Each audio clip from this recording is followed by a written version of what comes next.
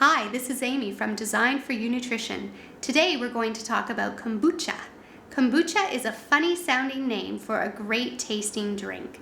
Today I'd like to show you how to make your own. First, you need to take something called a Scobie. I've got my Scobie in the bottom of my jar here. Scobie stands for Symbiotic Colony of Bacteria and Yeast, and it's where all the magic happens in the kombucha.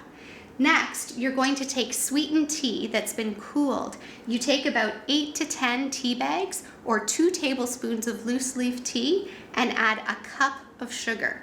I know it sounds like a lot of sugar and usually I wouldn't encourage it.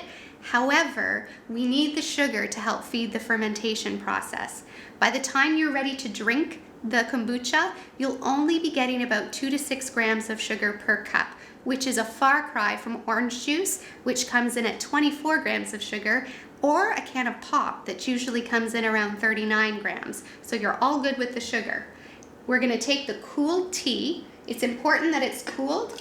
If we use hot tea, we're actually going to harm the fermentation process. We wanna make sure we fill it up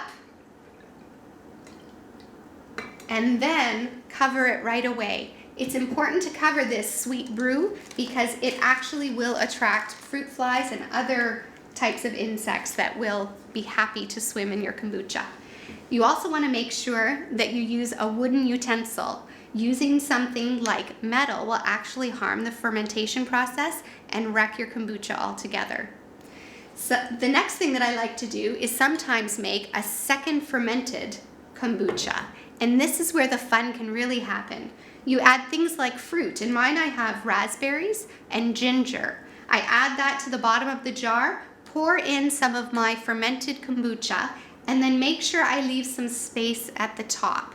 It's important that the jar has a snap lid to keep the pressure in, and that there's space for that pressure to build.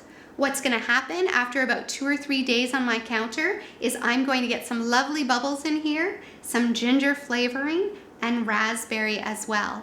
It's kind of like making your own healthy pop.